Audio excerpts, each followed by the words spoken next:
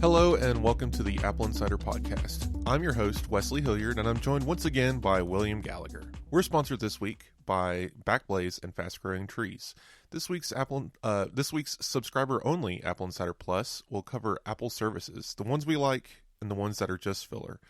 How you doing over there, William? Well, actually distraught, because as we recorded this last night, all of those, well, loads of those services, they went down. And actually I didn't notice because I was asleep. Time zone things, but it did make me think that I'm more Apple service dependent than I realized. So I'm concerned, is how I am. How are you over there? Fine. I find it funny though that we rely so heavily on these things that all it takes is an outage to realize that, you know, cloud sync and everything else just disappearing suddenly becomes a problem. I remember when I first worked on magazines, I was in London, 120 of us working across 4 computer magazines. There was a massive power cut, and I was the only one who didn't even notice because I was reviewing a laptop at the time, and it just went over to battery power. I looked up, and everybody else was leaving. They were going home. They'd been told, well, what about me? And I sat there lonely into the night until the battery died about 40 minutes later. Those were the days. Long battery life. Very extensive. The fact that it stayed on at all is a miracle.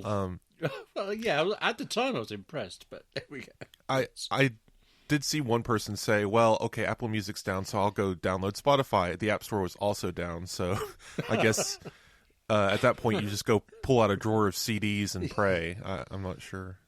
CDs, yes. Mm-hmm. Compact discs. Thank you, yes. Mm-hmm. I remember the days when I knew what CD-ROM stood for, and it was of no use even then.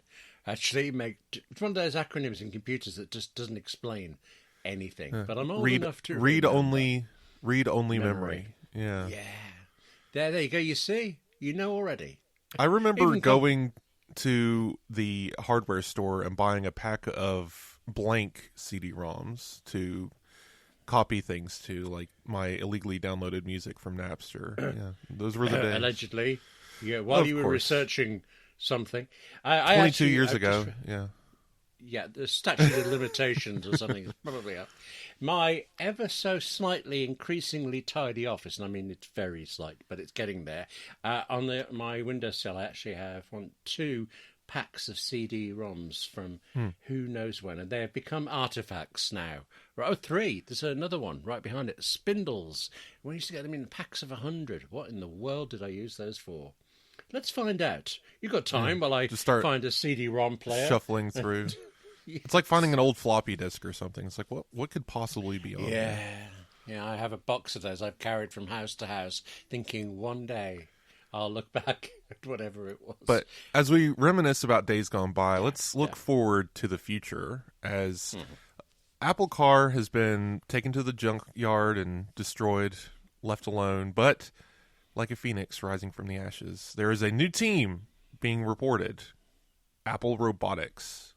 What do you think of when you hear Apple Robotics? I think joke. Really, I seriously wondered if it was April the 1st. I don't want IC3PO coming around. It took much longer than it should have for me to realize when people were saying this article's 2 days late to notice that April Fool's Day was 2 days ago, and I was just like, "What do you mean 2 days late? What is? What are you talking about?" But I think yes, it feels jokey, but at the same time, it kind of makes sense as we get into. The Apple Robotics team actually was formed somewhere around 2019 during the development of Apple Car.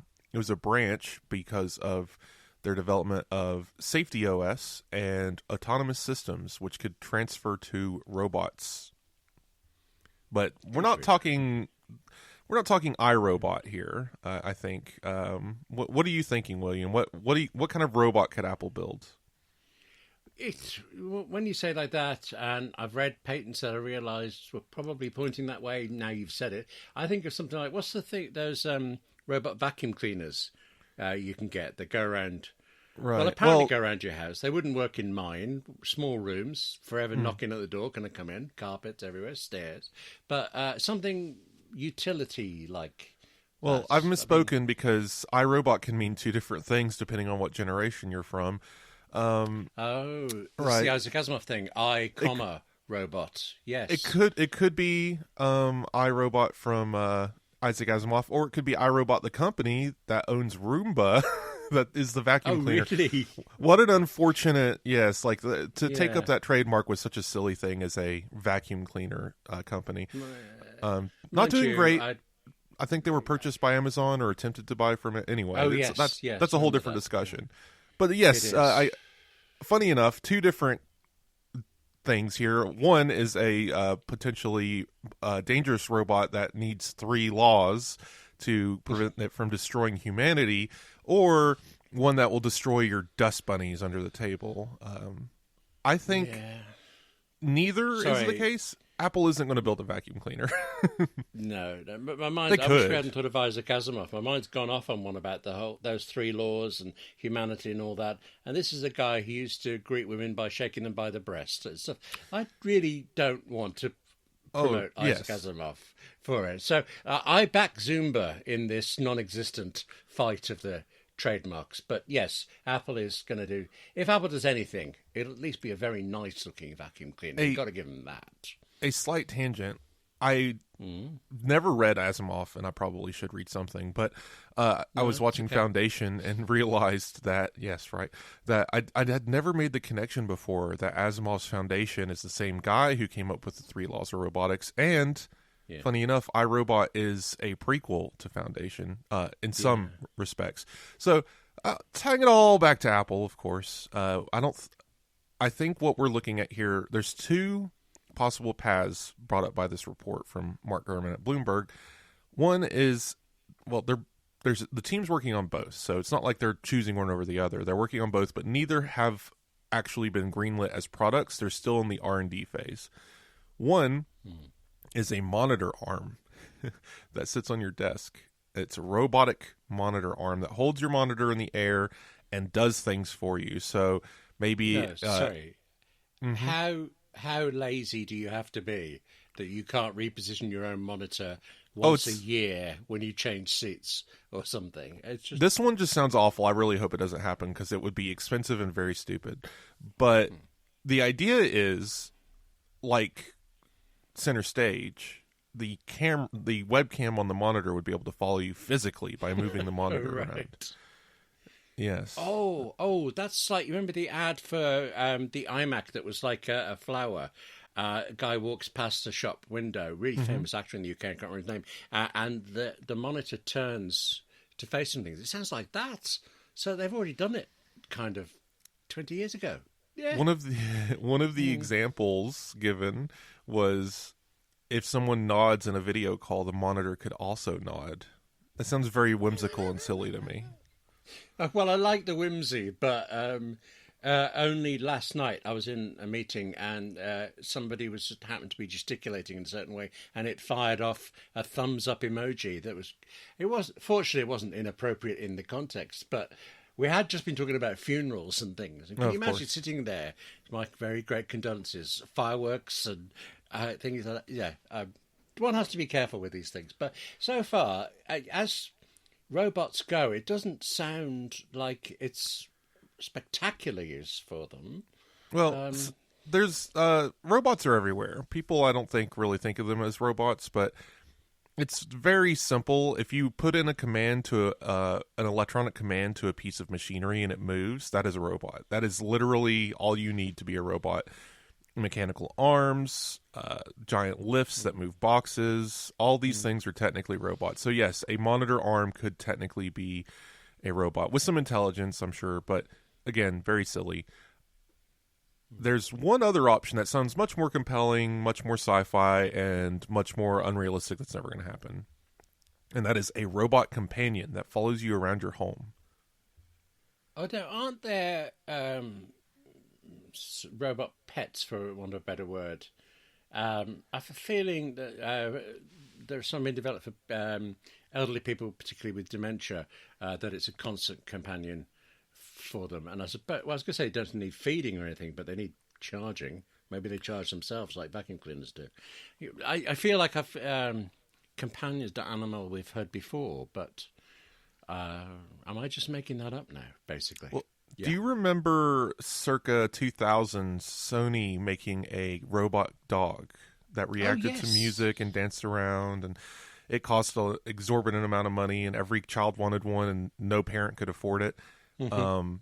Yes, that's what comes to mind when I hear robot pet. Of course, we've gotten much more sophisticated and much cheaper these days. I was researching this, and I found these little $200 companions that kind of dance around on your desktop, and if you have more than one of them, they act like Furbies and talk to each other. And there's one, the Furby. That is a monstrous, terrifying creature right there. Okay, I've heard the word, but I don't. Well, maybe they're just not in the UK. It's very American, I would say. I'm sure it was a global thing for a moment, but probably a moment you weren't paying attention. But it was definitely a very American phenomenon. But yes, look up Furby later and just note the terrifying blank, soulless stares and their private language where they're cursing you out as they talk to each other and plan the destruction of humanity. Okay, Wes, are you all right? Are you sure you're watching this? No, Furbies are fun. I just think it's really funny. Go watch Misc versus the Machines, where an AI goes rogue, and there's an evil Furby moment in there, and it's really funny.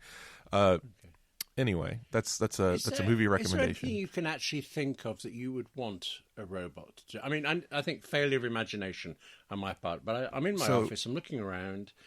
If they could tidy up for me, that'd be nice. But, that's the moonshot, I think. So right now, if Apple released a robot, because it's possible, there's these little robot companions.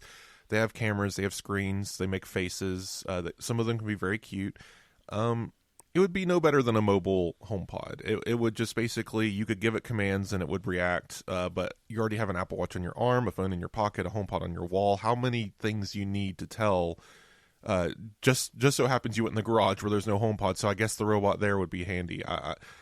Do you really need something to follow you around to give commands to? So I think it would go a step further. There are robots out there that are literally mobile webcams. This goes back to the smart monitor arm, where the monitor arm would be on wheels and follow you around an office as you were on a call or something like that. Kind of like the Verizon virtual. I forget. It's like there's a very specific word for it, but it's virtual attendance robot, I guess, where you get to be in person and you're controlling it from home like a remote control car. But yes, like things like that exist, and Amazon even had one that no one bought with a little face on it and couldn't do anything because it just had a little place to put something. Like one of the PR images is there's a pack of M&Ms in the back of it. I'm like, I guess just in case you wanted a snack, it could follow you around. But a lot of these guys ultimately landed at service industry. So there's robots, not usually in America, but I've heard of foreign places, different restaurants experimenting with robots serving dishes by driving up on their little carts of human avoidance systems. Yeah. There are cruise ships, apparently, where there are robots that will serve you cocktails and things, and you have all these massive arms flying around, fixing things with glass and ice cubes and everything. And it looks, well, on TV, it looks really dangerous. But okay, so and then there's robot delivery, and there's also robot security guards. All very cute and silly. Again, Apple doesn't need to be in that space, but there is a moonshot goal, and again, we'd have to overcome so many things for this to even be a possibility, and Apple would probably have to invest in an entire ecosystem of home products to make this even happen. But they would ultimately want this robot to be able to go off on its own. It wouldn't have to follow you necessarily. It would just be in your home, and it would be able to dust, clean, fold laundry, wash dishes, stuff like that. So, but I think in order for that to work, especially in the next decade, we'd have to redesign our homes around the robot rather than the robot adapting to our home. And you'd have to get a specific dishwasher that was compatible with this robot, or a pet feeding dish that this robot could refill, right? So you'd have to design your entire home around that. And that sounds kind of Apple-y in its own way, because Apple likes designing things that require an ecosystem, but I think this is a step too far. It's going to be a while before Apple does anything in robotics, I think. There's a French term, isn't there, for a room that a live-in maid gets, other than very, very small. Chambre de bon. Robots would need their own little chambre de bon somewhere in the house for charging and putting their feet up, watching the TV a bit, relaxing, that kind of thing. Yeah, that's quite an investment for a household as well. my mind immediately goes to, for both of these, funny enough, I wish I could have used the image of Fifth Element in Zog's office, where you ever seen that movie, Fifth Element? I think so. I just remember some woman basically wearing a elastoplast and falling through space into a car. Yes. That seemed to be that's the film right there. So that pretty much is the film, but it is actually one of my it's probably my favorite movie of all time. I love Bruce Willis. Well, I like Luke Besson stuff. Leon the Professional. I'm thinking of the same guy. I like that very much. Slightly disturbing, but nice. Okay. Again, yes, yes. Very difficult subject matter, but no, the Fifth Element, amazing movie of its time, probably holds up today for sci-fi nerds, but again, slow moving old movie full of very campy jokes. Love it.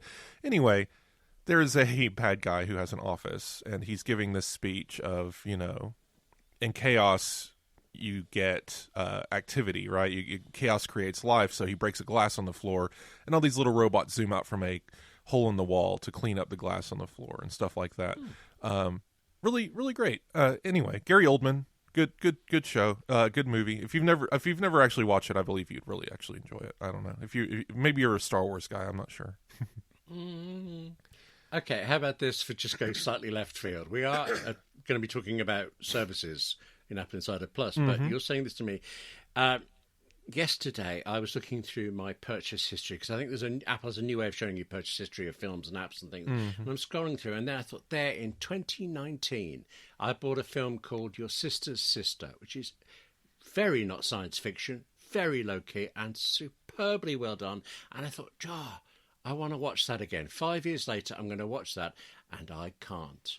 It's bought, it's paid for, it says so, but it is gone from my library. And there is nothing I can do to get it back short of buying it again. So, bah. Yeah, it's unfortunate. I've had that. I think I've had that happen twice ever. Anchorman suddenly disappeared. The movie with Will Ferrell. It just randomly disappeared, and I had to repurchase it for like $8 on sale. And it was like, well, this is dumb, but whatever. It's $8. We're in the digital world. I have all of the Mission Impossible films because I really like the Mission Impossible films. But there's a version of it, a bundle, where there are some more extras. And I think I've got that bundle, but I have it in an older version, and I can't get the features that aren't in the bundle I didn't buy, fine, but I also can't buy the new bundle because it's telling me, well, you've already got that. So I've got to try to find a way to just buy each film separately and include it. It was never this complicated in the old days, was it? Well, we've gone from robots to iTunes, I think. That's true. Yes. Yeah, so would you buy an Apple robot? Just let's say it folds your laundry. Would you buy an Apple robot? No, look at the way I dress. I don't fold laundry. I hate ironing. If it could iron, or even if it just had a better ironing sensor than my brain, because it is guaranteed if there is a mark on the shirt or blouse or whatever that didn't come out, you will find it while ironing, but only when you have ironed every other bit of the shirt. If it had a dot sensor, then maybe. But otherwise, no. I'm surprised to say I'm far more likely to buy an Apple car than I would an Apple robot. But yeah, one imagines the robot will be cheaper than the car. Possibly. We'll see. I mean, this is Apple, so you never know. Would you, though? That's the question then. Sound more keen. Again, it depends on what it is and what it does, but as long as it provides utility, I'm probably going to buy it. These things, it may seem like science fiction now, but there's more and more of these home robots appearing over time. They're getting more sophisticated, and I could see it as a place where technology will go. We're just not there yet. The division exists. It's a moonshot project. We're talking the next 10 years, not the next 5. So stay tuned. I'm sure rumors will start up at some point about an actual Apple robot. I don't know. We'll see what happens, and maybe it'll have bipedal legs and walk around. Who knows? We'll see what happens. But speaking of things from the future, let's go back to the past again. We have some anniversaries this past week. First off, Apple was founded on April Fool's Day. I think Steve Jobs just liked the irony of it. 48 years ago. Go, your maths is better than me. 1976. I was 11 back then. That's... Yeah, can I edit this bit out? I've just revealed. Yeah. Well, you were there. You got to see the signing of the Declaration of Independence and everything. So there you go. Okay, the 76's bit is right. The 17 bit rude, but plus or minus 200 years.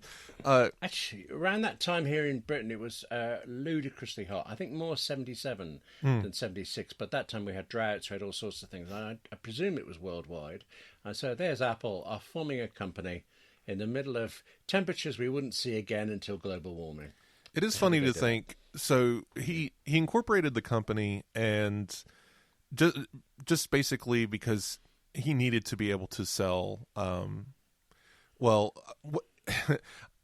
history is a little blurry here. I know he had the like blue boxes before Apple, and then once they built the first Apple I computer, the one they built in their garage, they needed to incorporate in order to take investment money from that banker that invested them, correct? So they went and incorporated, and Steve Jobs, being the joker he was kind of this, hippie guy, barefoot jeans, long hair at the time, went and incorporated on April Fool's Day, just on a whim, and now they are possibly the richest company on the planet. So fun. Yeah. I always find Apple's origin story just so fascinating. I know there's been like 5 theatrical productions around it, and yes. Pirates of Silicon Valley is still the best one, honestly. And you can't find it anywhere. It doesn't exist on the internet unless you pirate it. But the do you know why, William, why you can't watch Pirates of Silicon Valley off of iTunes? I know why. Well, I know it'll be a rights issue, but I don't know specifically what. You say you do know. It's a rights issue. Just like many made-for-TV shows, I believe it was made for a channel that no longer exists that was purchased by possibly CBS, and it just kind of got dropped to the bottom of a drawer somewhere. They had a special DVD release, so those do exist out there. If you go buy an FYE, you might find Pirates of Silicon Valley on a shelf. I should have bought it when I saw it one time, and I didn't even think about it. But yes, it's on YouTube. People upload these things all the time to the internet. It's so old now, no one makes any money off of it. I feel like this one's kind of a victimless crime to go watch it on YouTube. But I'm not promoting piracy. No, victimless crime. Pirates of, no, because you're saying nobody's making money off it. You mean the original makers, the original writer and stuff like that. But YouTube is making money off it. Oh, of course, so, advertising. Yeah. But in any case, Pirates of Silicon Valley, go watch it. If you haven't, if you're listening to this podcast, I guarantee you it's right up your alley. It's one of the best depictions, even from an Apple standpoint. Yes, they didn't get everything right. Yes, some of the timeline's wrong. That's any movie. Sure. But I think even Wozniak said, yeah, that's pretty much how it happened. And dramatic moments. I love how they vilify Bill Gates. He's such a like weenie of a nerd, and it's so fun. I love the movie. Anyway, wait, this is the one that Noah Wyle played Steve Jobs in it, isn't it? Because I remember, I think I may have seen the film back in the day, but I remember clearly Noah Wyle stepping out on stage at Macworld or WWDC, whatever, in the role of Steve Jobs. Because I remember not long ago hearing a story of him talking about how incredibly scared he was stepping out in front of that crowd in it. So that was a fun moment. Well, they recreated the scene where they put, but with the movie characters, where they put Bill Gates above Steve Jobs on the set and had everyone boo him. I love that. Like the fact that he went to Macworld and filmed that scene is really cool. Yes. Again, nerd history here. That's the go-to. Of course, if you want something more modern, go watch the Michael Fassbender one. Don't watch the one with the Aaron Sorkin one. The Aaron Sorkin Ashton Kutcher. Don't watch that one. All right, noted. Aaron Sorkin did a very clever thing of finding 3 incidents and making 3 acts out of them. So chronologically rubbish.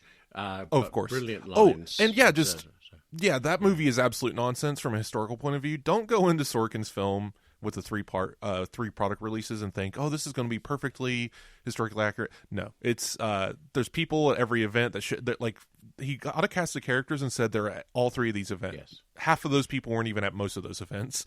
They just needed them there because they're characters in a movie. But he wrote a play, really. But he did write a play. It looked. Yeah. It's a good execution of telling this fairy tale that we have. It's definitely an American fairy tale. If there's ever one of those things where you're like, the whole American dream kind of thing. Apple definitely fits that bill, even though the American dream has since died and maybe died before then. Definitely a good retrospect looking back on Apple history. I always enjoy the spirit. I think, he gets fired, he comes back, he saves the company. It's all so much fun. I just enjoy that story. This episode is brought to you by Backblaze, the online backup service. Now, right now, and I mean right now, this moment, I have a Backblaze account which is constantly backing up my wife's MacBook Air and her 160 or so gigabytes of data, which actually doesn't change or add to very much, but it's there and it's important. And at the same time, and I mean exactly the same time, I also have a Backblaze account for myself, which is currently backing up my full to the brim 256 gigabyte Mac Mini and the 10 terabyte external drive I have plugged into that too. All for the same price. I bought a $99 per year account for my wife. I then bought another one for myself, and neither of us have to give backing up another thought. Whatever we do, whatever we create or write or save or modify, Backblaze keeps on securely copying it up online where we know we can get it back if there's a problem. My wife has never lost a file. And in something like at least 10 years of using Backblaze, I've only lost 3 or 4 documents, and I've got them all straight back because of Backblaze. Now, you can actually back up data across multiple machines, and if you're a bigger user than my wife or I, well, then there are enterprise features, there are whole deployment options, there's everything. But no matter what you're doing with it, what user you are, what business you're in, what Backblaze gives everyone is peace of mind. So not only do I know, for example, a document I wrote this morning that's really important to my business, I know it's, long since been securely backed up online for me, but I know it, I don't have to think about it. I haven't thought about backing up my data, not in this way, not for at least a decade. You know you need to back up your data. Well, now you know how. So go get the Backblaze fully featured, no-risk, free trial at backblaze.com/AppleInsider. Start protecting yourself and your data now. It is so easy with Backblaze, and you will be so glad if anything ever goes wrong. That's backblaze.com/AppleInsider. And thank you to Backblaze for supporting the Apple Insider podcast. But there's another anniversary this week, William. You want to tell me about it? Oh, I know this one because I remember it so vividly. The iPad is, wait a minute, you're a maths guy, 2010. Oh, wait, William, even I can do that. That's 14 years ago, isn't it? Yes. It came out in the States about 6 months before it did here in the UK, but I was working for BBC Worldwide at the time, and they got one flown over for it. So I one of the earliest chances in the UK to see it. And I remember so clearly the room I sat in when it was handed over. And it seemed so shockingly small at first. And then within just a few moments, I realised I'd kind of forgotten the device and I was just reading the internet and it felt so right. I bought one as soon as I could. It was a big thing. Talk about, I love iPads. Yeah, talk about the arc of a human being. We were just discussing the hippie signing up for a company and 48 years ago, and iPad was the last product Steve Jobs ever revealed. He walks out on stage and reveals the iPad, sits in a recliner that they brought on stage, and talks about how you can just simply read the newspaper and consume content, as it was at the time, with the 30-pin connector and the thickness of a small phone book. Very fun presentation overall, the last we'll ever see from the man. And just, yeah, I think the iPad is great, of course. You guys all know I'm the iPad guy. Currently the Vision OS guy, I guess, but still very much the iPad guy. I'm excited for the new iPads, and Apple could have done something cool here and said, you know what, 14th anniversary, here's some iPads. Nope, didn't do it. We're still waiting for the new ones. 14 isn't a killer anniversary. 15 or 20. Was there anything special about the iPad on the 10th anniversary, the way there was with the iPhone? I've suddenly blanked. I feel like they did a little video. 10. Yeah, that was it. Yes. They do videos. We'll see. I really admired Steve Jobs' writing in presentations, because if you watch, I wrote that feature, the anniversary feature, if you watch the presentation, you see how really, really cleverly he sets up the expectation that the iPad is going to be great, and also that Apple is, of course, the company that should do this. All these things about it can't be this, it must be that, and then, of course, it was all those things. It's just really exquisitely well built. And then, of course, he announced his name iPad, and I know it sounds silly now, but everybody laughed at the time. I've forgotten her name. It's a journalist in the States, woman who wrote, referencing the fact that it sounds like the name of a tampon. Right. This great headline. MaxiPad, Max iPad. Yeah, MaxiPads, of course, and things like that. She said something like, the iPad is not named for women, period. And it's just, of course. I wish I'd written that headline. Yes. Okay. Yeah, a bunch of men in a room came up with that name. But so speaking of novel Apple history, are you aware of the iPads? I know you are, but can you tell me about the iPad's origin story? It didn't just pop up on 2010. Do you know where it started its life? I know the claimed origin. Of course. That there was... I don't know if we know his name. I know it was a man, and I know it was a Microsoft engineer who used to keep bumping into Steve Jobs at all the best parties, apparently. And every one of them would go, Apple, you are finished. We've got a tablet coming out. Tablet this, tablet that. Mm-hmm. Steve Jobs allegedly walks into Apple, well, it wouldn't be Apple Park then, would it be? One Infinite Loop, and goes, right, really sure you can think of him, let's do it right. I feel that has a certain ring of possibility, but also a bit of legend after the fact, maybe. For sure. My headcanon's more simple. I like the idea of this guy just following Steve Jobs around and making fun of him. But my headcanon was that he was just at dinner simply, and he overheard Microsoft engineers talking about this amazing concept. And it sounds a little bit more realistic because it was just a one-time occurrence, but it just got a bug in his head, and he said, "You know what? We're going to do it better than them." But even more fascinating, that was in 2005. So he wanted to build the iPad before the iPhone was even conceptualized. And the project that spawned the iPhone was actually the iPad project, this giant multi-touch tablet that they were working on. He realized, no, this is actually an iPod. We need to do that first. And then the iPhone came out in 2007. And then they looked back and they said, you know what?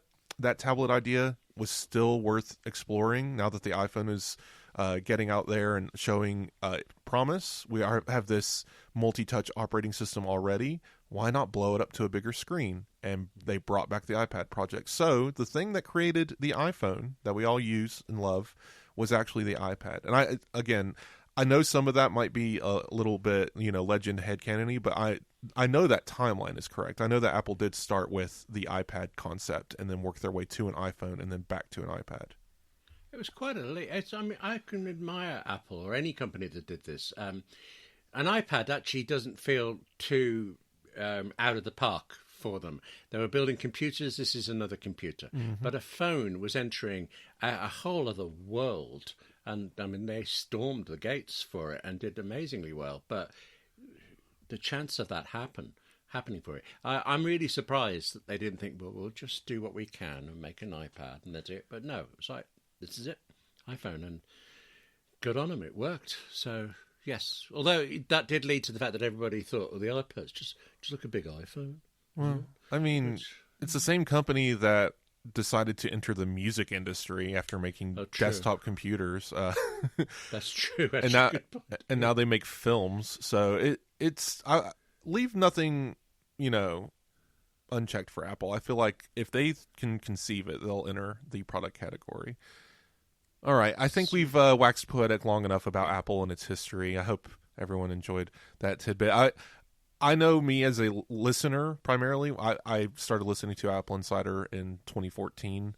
Before I was even born. Yes. 2014. Yeah. So I know that I always enjoy those segments because there's always a first time for someone hearing that information and going out and seeking it out for themselves. There's a first time for everyone to hear that. A fun Merlin Manism that he stole from someone else, but I'll steal from him, and so on and so forth, is every day someone is born who hasn't seen the Flintstones. Keep that in mind. Just because you know about something doesn't mean someone else doesn't. So maybe that might have been boring for some of you, recapping history you already know about, but I guarantee you that at least some of our listeners had no idea, and now they're going to go look into it and learn something new.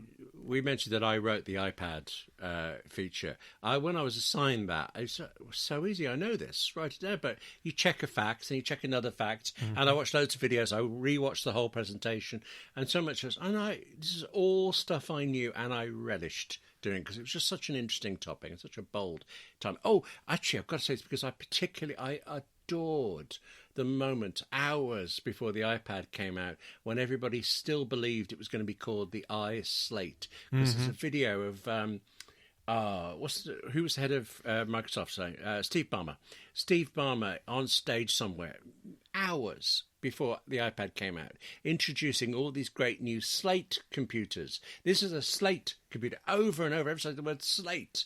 And then Apple called it something else. And I don't know that any of those projects ever launched and stuff, but the desperation to get in before Apple, just on the word, I think that was Apple back then. Well, and you're tiny. In your story, you had an image of a billboard of a tablet computer saying, "You bought too soon.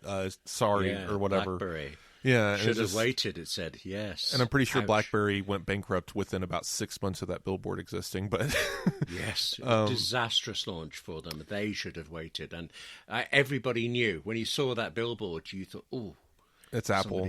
Yeah. If any time, keep this in mind, and I know it's old hat by now, but again, keep this in mind. If a competitor is ever directly referencing another competitor, it's out of desperation and fear, not out of triumphant results. Note how Apple rarely mentions other competitors, unless it's in a partnership perspective. But Samsung aping Apple users all those years in advertisements was for a reason, and Apple has come for their lunch since, and so now we know why they were so afraid. Apple kind of took over the Korean market, their home base, and so like it's clear that there's something to be feared from the Apple company. So you just reminded me of saying that about partnership and things. You remember Steve Jobs hawking the Motorola Razr?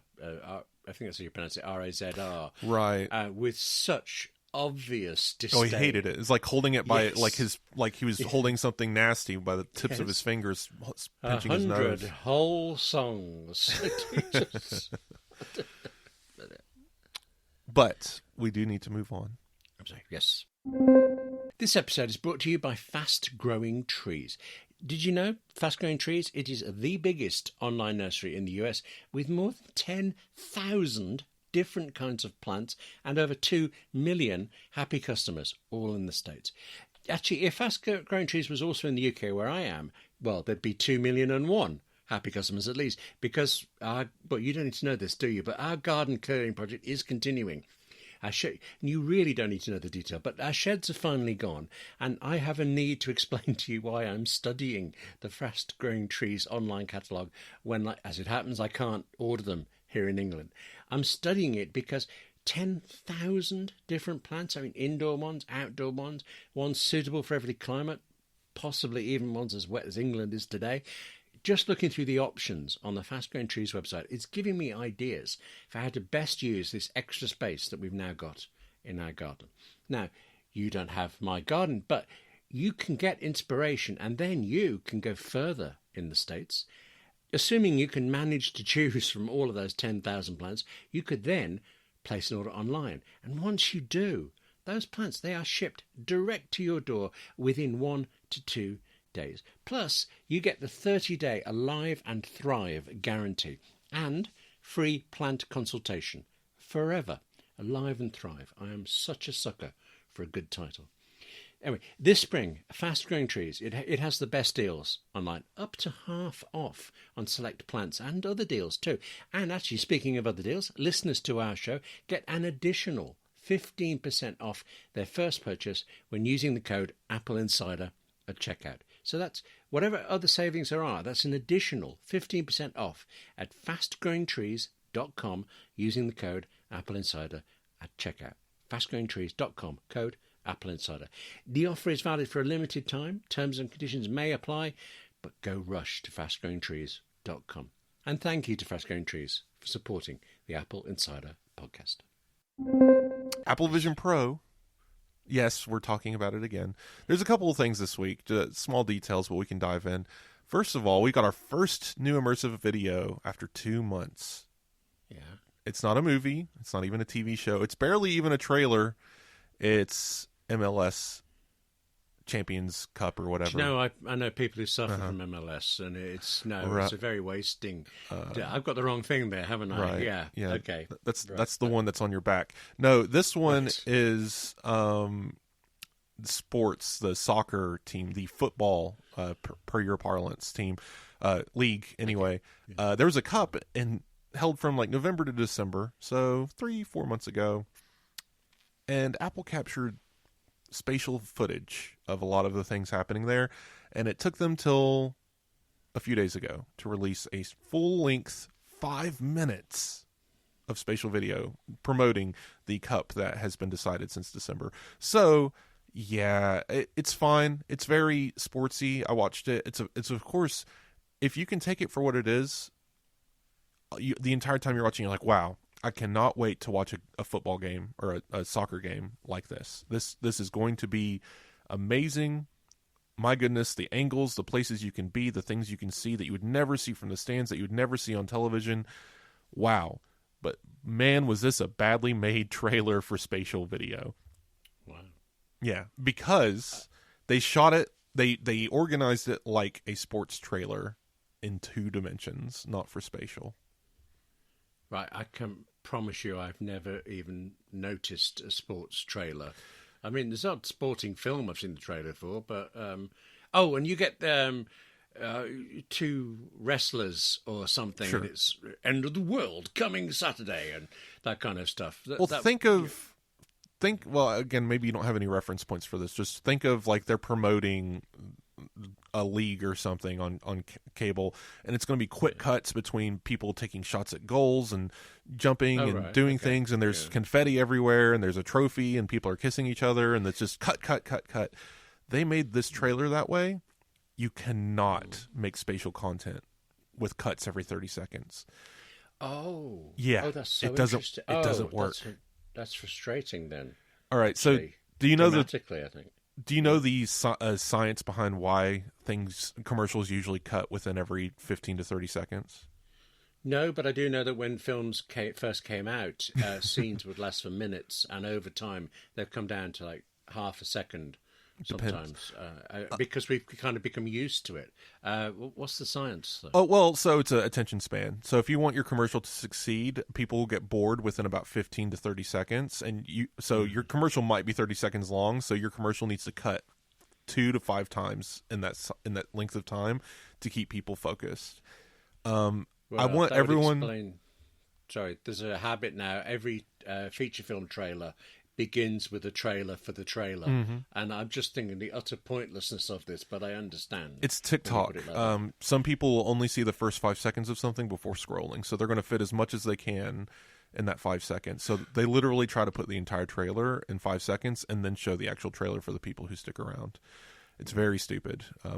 Anyway, I despise TikTok. Moving on. The thing I want everyone to do, I'm giving you homework. Please, for the love of God, this is so amazing. Go watch. I can't remember what it is. I think it's a Mission Impossible film or something. Go find the clip online. Just type in Tom Cruise jumping over a fence. And there's a scene. Yeah, there's a scene in one of these movies. I don't know the exact search term. You will find it and you will know what it is when you find it. But it's all in all these action movies. You could probably find it with Liam Neeson. You can find it with a lot of these. But I just specifically remember Tom Cruise jumping over a fence because and what would take a human being about 8 seconds to do, it takes about 15 seconds, and no joke, there's 37 cuts of him jumping over this fence. Just like cut. He's every step is a cut, like different angle around the fence, and he's grabbing the fence, he's going over it, and it's just the most dramatic, nonsensical thing. It's probably from Mission Impossible 3 or something, but anyway, just... I mean, 3 is when he has that great run up the side of the Vatican wall and things. Great movies, and just then a 4. Actiony nonsense can be very actiony nonsense.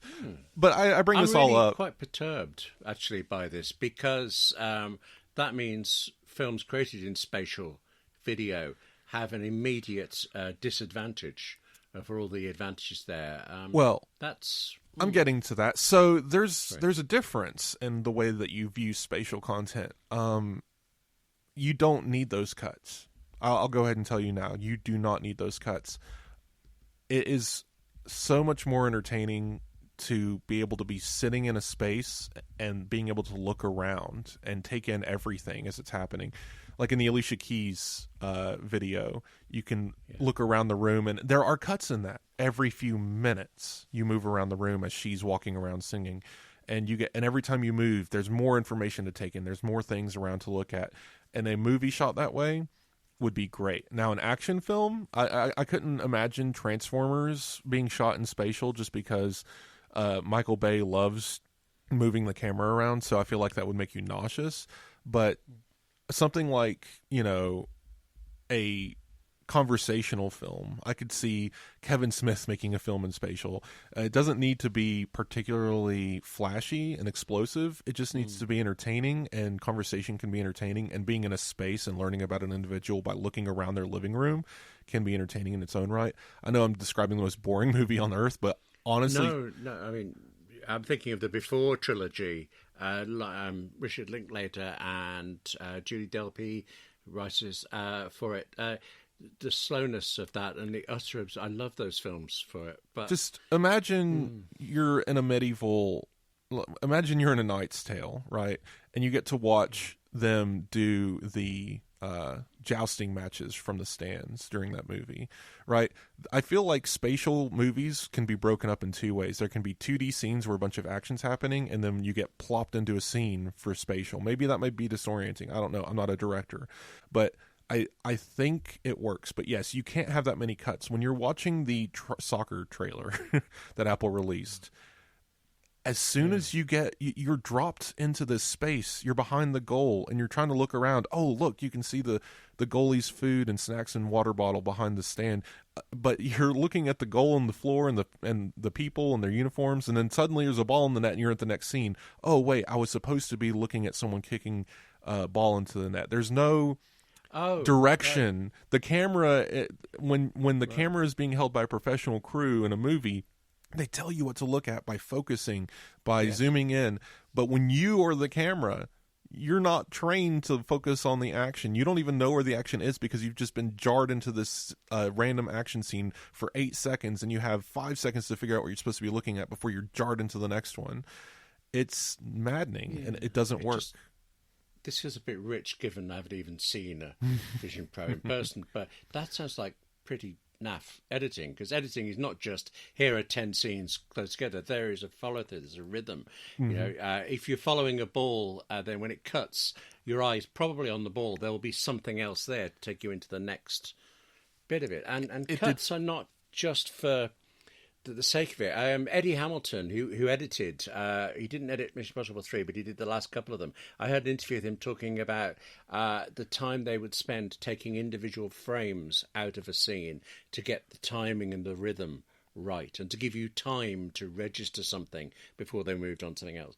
Not being able to take a frame out because it won't work spatially, that's shocking to me. I'm very disappointed. I feel like what happened here is they got a lot of content, but only some of it was usable, and they kept shaving it down into something that was viewable, to the point where we only have 5 minutes worth of content, and it's all very quick. It all jumps very quickly. I don't think this is what Apple wanted when they promoted that they were going to make this.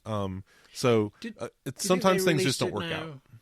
Did they release it now because the next season or something is starting, or it was ready? No, it doesn't make any sense, honestly. If it was going to come out at all, it should have come out in January. It should have come out before the MLS season started. This date is completely random. It just feels like it's done. Get it out there. I'm tired of looking at it. Kind of.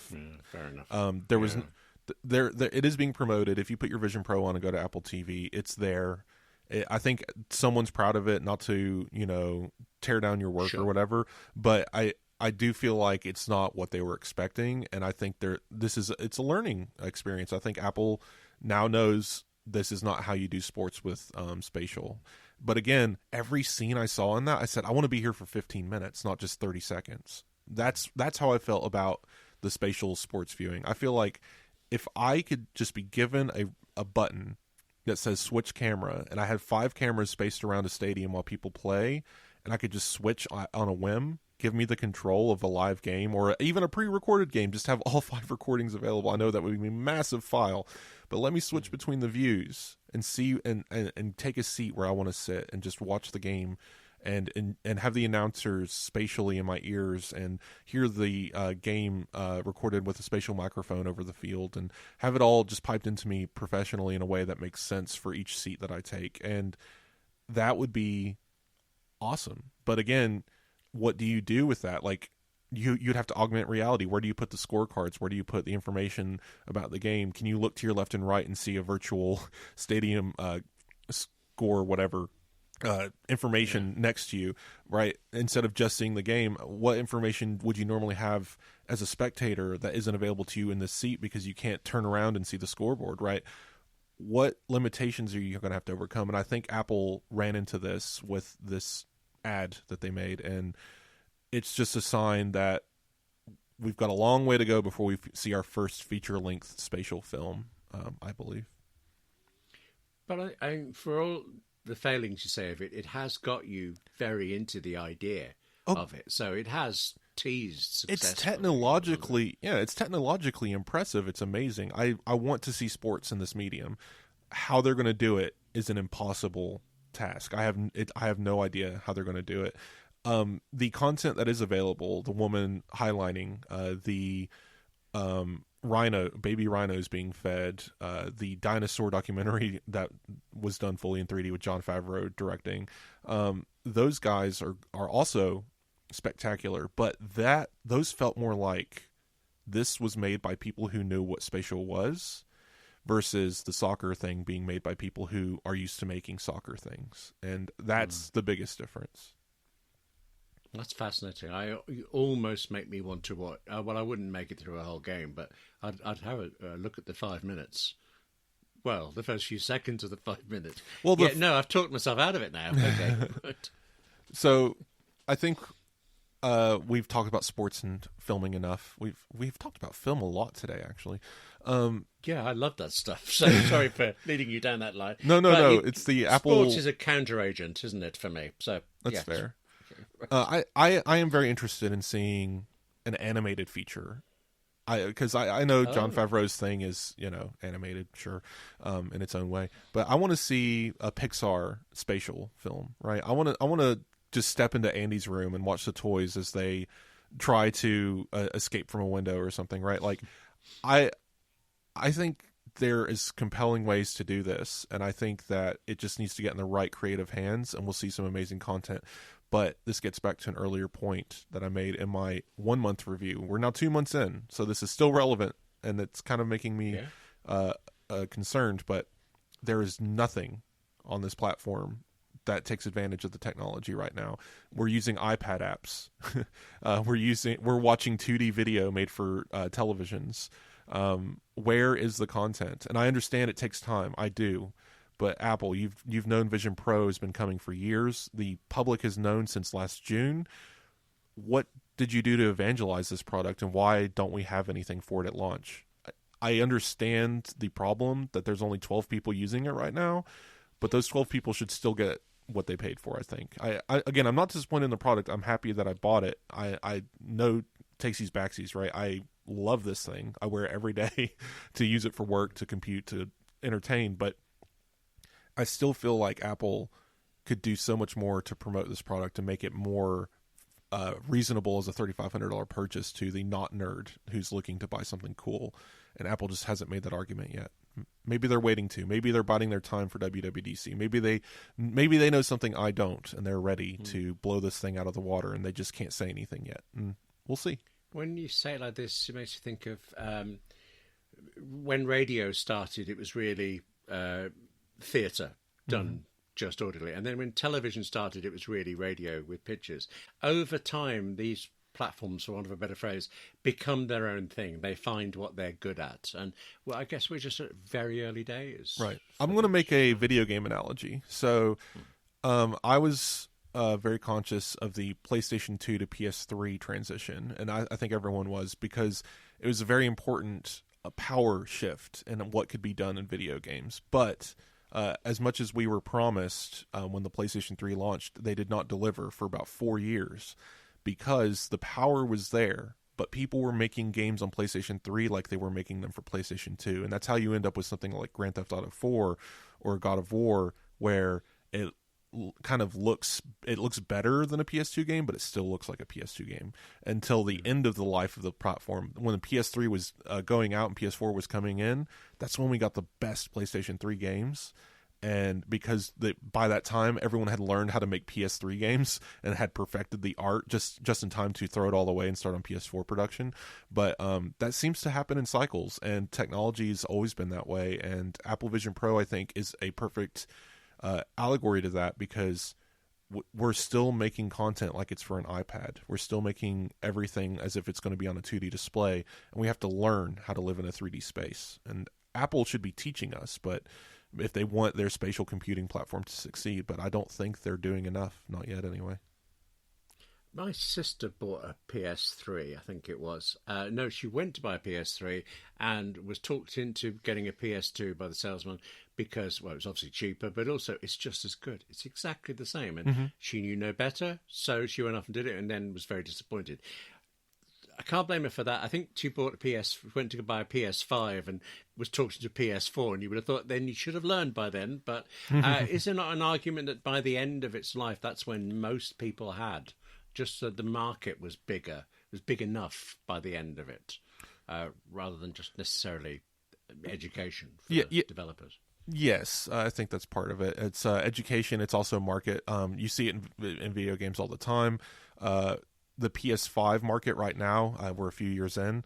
We're only just now getting to the point where developers are no longer releasing PS4. Until now, we've seen dual releases on PS4 and PS5, which means they have to make the game boot on the old system and then add stuff to make it better for PS5 instead of building from the ground up for PS5. And there is a dramatic shift in what is capable when you build from the ground up for PS5. We saw games like Returnal a few years ago take advantage of PS5. It was built for the ground up for it, and it was beautiful, amazing. The particle effects were just nonsensical. And it was just leagues ahead of anything out at the time because, again, they went and built it just for PS5. And now we're seeing everyone do that, and it's much better for the gaming industry. And I can't wait for that Vision Pro moment where everything is being built for Vision Pro. When not everything, but at least there are things being built from the ground up for Vision Pro, not a companion to a Mac app. But one last thing on Vision Pro, and I have a last little tidbit before we close up the show. I did want to point out spatial personas have arrived. Have you seen these little ghostly things floating around the internet? I've read AppleInsider's articles, and I've seen little videos that look a bit, well, not peculiar, but sort of half there, half not there. Somebody gesticulating, and then their arm appears and disappears. Images, I didn't know how natural it felt. Image and video don't do it justice. You have to experience it. And I will say it tricks your brain in a way that I was not expecting. It felt like I was in the room with that person. Wow. My social meter was being filled, right? Like me and Andrew got on a call. We played Battleship right. For a while, which is the only game that we tried to play chess and it kept crashing. So I'm assuming Battleship's the only one that works right now.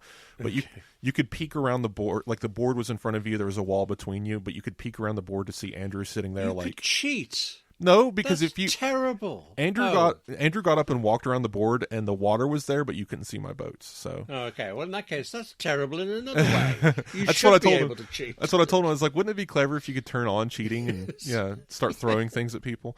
It was so you could high five each other. Like it's spatially aware enough to know that like you're reaching out to each other and.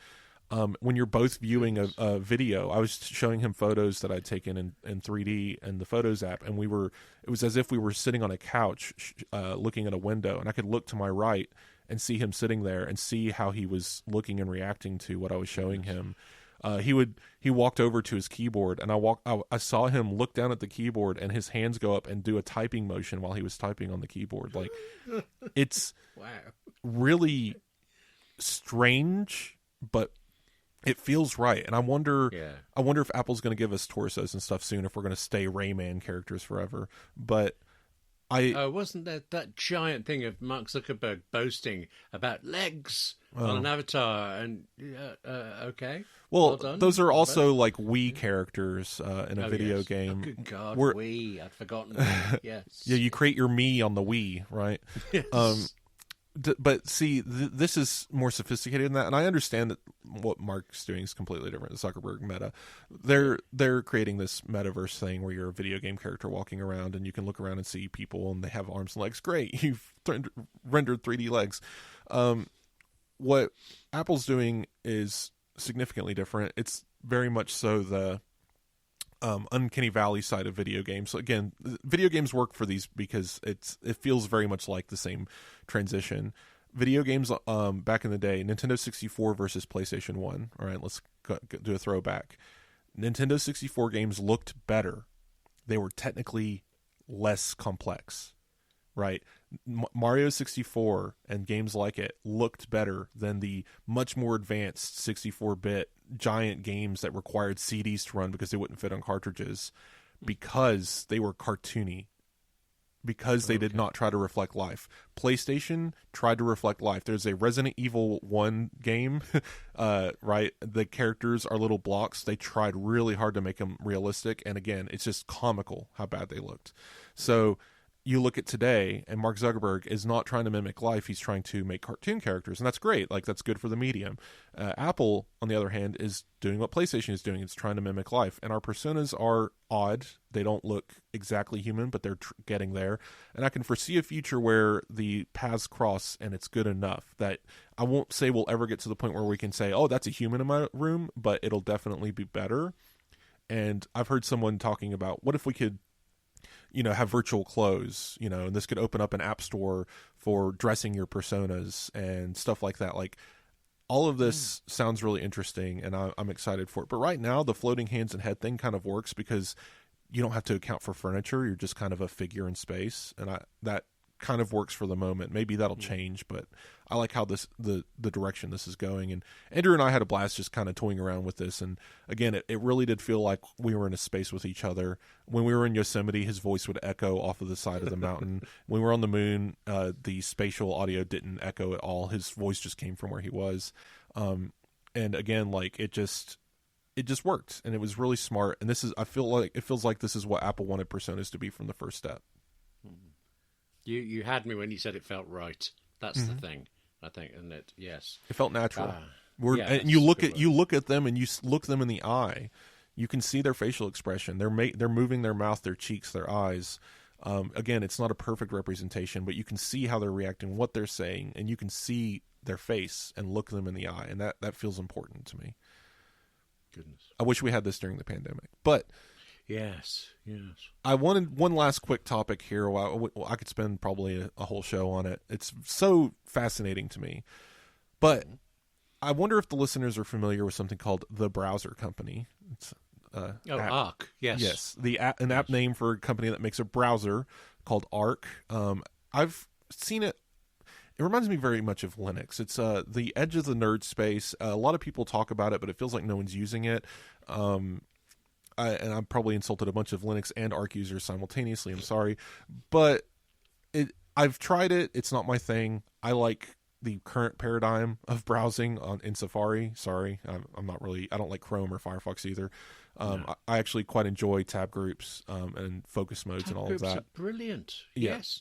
Tab groups. The fact that focus modes change your profiles, perfect. But anyway, I can't take that to Arc right now. And again, Arc's not really doing that. They've done a lot of things to change how the web is represented, right? So up till now, they've been working as a browser, trying to change how search works, trying to change presentation of web pages, yada, yada, yada. Cool. But, and I was kind of on their side. It's like, oh yeah, let's change up the paradigm. Let's do this. But recently, they've had a shift. And you know where we're going. AI. Oh, it's not AI. Right. Okay. Yeah. Yes. All right. So, what do you know about Arc? You said you've installed it but never used it, right? Yeah, I told you that. It is on, I presume it's on my Office Mac, because I'm talking to you through my MacBook Pro, and I just had a quick check, and I haven't installed it on here. I remember installing it. I remember firing it up thinking, it's a browser. and I will get back to it. I'd heard all sorts of good things, and it was really just not having the time to get around to it that stopped me. And now you kind of, well, that's not fair. Just AI isn't a bad word by it's not itself. a bad thing. I'll reiterate my stance. AI is fine. It's a tool when you use it correctly. It can get you images you would never have had before, maybe, or it would find you information that you would spend hours searching for before. Sure, there's reasons to use it. I'm not against the concept. I just hate the moral and other issues. Ethical issues behind AI. There's a whole other conversation there. But yeah, AI by itself, not necessarily a bad thing. I just hate the name they gave it, and I wish the technology would focus on the tools and not the toys, right? But anyway.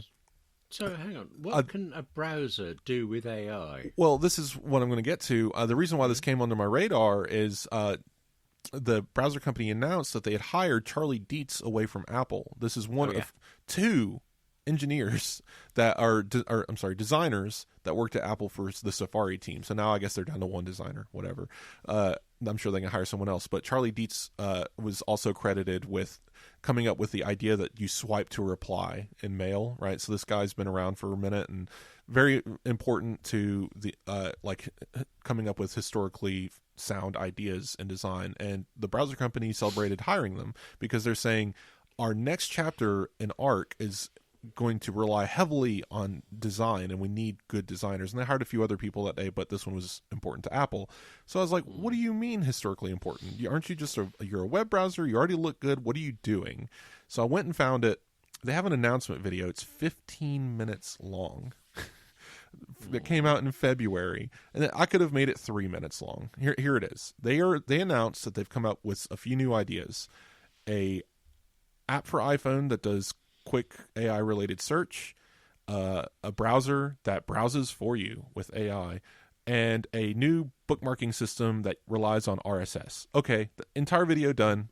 We finished it, but they spent 15 minutes announcing that most of that video was them making fun of the fact that they were making a video, just like, we don't want to be a tech company that makes announcement videos, and I'm in a black room, let's cut away to the cameras behind me, and it's like, I give up, this is silly, why am I doing this? And it just felt so like they were just so up their own, smelling their own stuff, that they couldn't get enough of themselves. And maybe I'm taking it the wrong way. By any chance? I'm picturing, should we say, college-age men. That's the impression I'm getting. I feel like it was a diverse cast, but they knew better. Hopefully people know better these days. But anyway, maybe my take is wrong. Maybe I'm just cynical. Yeah. But anyway, the video, give or take the video, who cares? Everyone makes bad product videos. I'm not really worried about that. That doesn't say anything about the company. I just thought the video was just woo. But there's one thing I don't understand, Inspector. The first one searches, using AI. Okay, everybody's doing that. And the last one, bookmarks with RSS. Well, I do that anyway. The one in the middle, the browsing for you. I can't quite. So they're all part of the same tool, and I'm sure I'm butchering it. Go watch the 15-minute long video, I guess. But so the iPhone tool is a branch of the main browser tool that they're releasing for desktop. So they're all part of the same project. But the idea is they're building a browser that browses for you. You open a page and you're greeted with a text field, and you say, this is what I'm doing right now. And then it does it for you and creates a brand new web page, its own HTML of content that it's grabbed from the internet. Here's a bunch of text about the subject, a bunch of images, and at the very bottom you get a couple of source links. Right. And so I type in, I'm waiting for the kettle to boil, and it goes off and does that. No. You say, I want to know everything about the iPhone 16. Well, first of all, anytime you type in a technology term, by the way, I'm not sure it's the AI, but their top source is CNET. Not good. We all know what's happening over at CNET. They're basically empty by now. Sorry, CNET. They were my go-to back in the day. Not to badmouth CNET. They're just gone. Like whatever company purchased them, they shifted completely to AI, and they've since failed. But that's a whole nother story. But they primarily pull from CNET, The Verge, Reddit, and another source based on what you search, and then they generate text from that and images. and here's everything you need to know about the iPhone 16. Great. But first of all, how do you know that's accurate? Did it hallucinate? You have the sources at the bottom, but how many people are actually going to click on that? And now you've removed the ability for anyone to make any money. And I understand that sucks. Yes, the internet is ad driven, but we built the internet that way. Humanity got together and said, you know what sounds good? A free and open internet that's powered by ads. Not ideal when it's predatory, but it is a system that we all agreed that works. But here's ARC saying, they literally say, the CEO is apparently a really nice guy. Great. I'm not bad mouthing him at all. It's just the company is coming out and saying, we're here to destroy the internet. We're here to literally upend everything about how it works, what it does. Oh, and also we don't make any money, so we could go away any day now.